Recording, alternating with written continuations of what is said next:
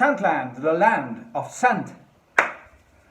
Hello and welcome, it's Chris back with yet another fragrance review, and let's shine the spotlight, the bright spotlight, right onto a eternal masterpiece, a classic by the house of Jacomo, released in 1980, parfumeur Christian Mathieu, who created also Kenzo pour Homme, okay? Now the house of Jacomo has a very interesting story, how it was founded by two gentlemen meeting in New York City, okay, in the late 60s, and then bringing the company over to Deauville in France, where it still resides today, okay? If you're interested, take a read. It's very nice. It's a nice story. And this fragrance was their second fragrance for men, released in 1980. Again, Christian Mathieu, who created Kenzo pour Homme, is the parfumeur, the nose behind this. And this is very much the flagship of Jacomo, okay? Called Jacomo de Jacomo, okay? It's almost Scentland, the land of scent. Jacomo de Jacomo, okay? Wow, very catchy, definitely very catchy, okay?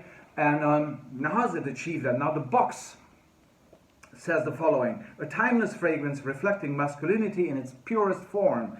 The fragrance opens with a powerful spices of cardamom, cinnamon, and cumin, then giving way to authentic combination of lavender and geranium. Refined leather notes reveal a timeless and vibrant scent, okay? That's what it states today on the box. Now, saying today, this is the bottle today. Now, this is how it looks like. Nice shape, I love it. It's great quality. The sprayer is not the best, I must say. It's not the highest quality. And this is how it looked like when it came out. I have this little mini here with the blue fonts. That's the good old vintage version. Now there was one where after the blue there was one with white fonts, and then this is the latest one, okay? How did it change? It changed. I have the vintage here, I have the recent one here, yet at the same time I must say that it maintained the backbone, okay? Obviously due to changes, restrictions in the fragrance market, regulations being changed, it changed a bit. It has less of immediate depth, less of somehow the blend seems to be more dialed into something that is more acceptable today, okay?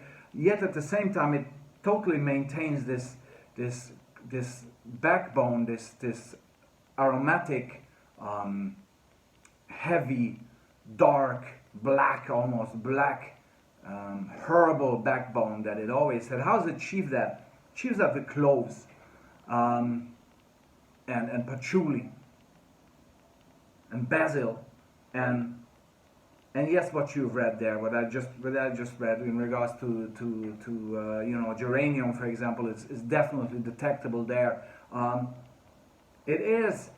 It is a child of the time, okay, 1980 again the year, all around, Azzaro Program, Lagerfeld, Cologne, Dakar Noir, Zino Davidoff, and all those great, huge fragrances, the heavy ones, the heavy hitters of the 70s, 80s. This very much fits into, but you can feel the French touch in here. It all among those fragrances, this has its own special place because it has this refined French DNA to it, okay? And it has a character that somehow lends it to you, to the wearer, becomes their signature, so very much a signature scent here. It is a bit gloomy, it's dark, yet at the same time it's refreshing. So I would not call this a gothic scent necessarily. It has a rainy day feel to it, okay? And some sort of a late afternoon feel to it, and a city feel also, but it's extremely relaxing as well. It's almost like aromatherapy. And I had a young girl smelling this today, and she said, wow, this smells great. So it's not dated at all. It just smells herbal, deeply herbal, and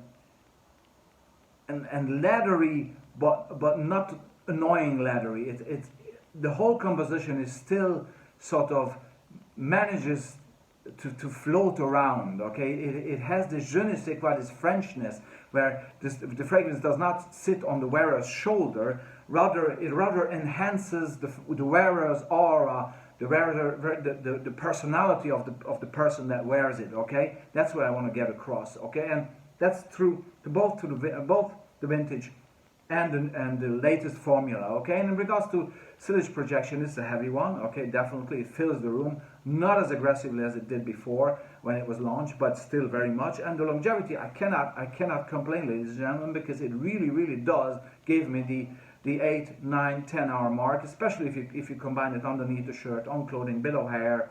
Let it become one with your body chemistry, with your body heat, skin chemistry. It's going to work perfectly. That's how you should wear it, because it will show all its different stages of development, all its different facets to the wearer, and will please you continuously with this green, herbal, mossy,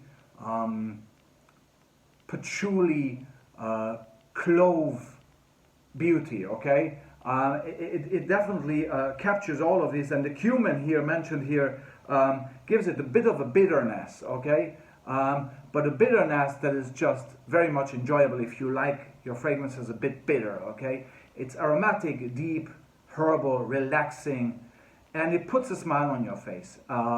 There's nothing sweet here, there's nothing aquatic here. Finally, there's nothing syrupy, there's nothing sugary. There's a bit of cinnamon, okay, but to me it doesn't really, on my skin it doesn't shine through at all.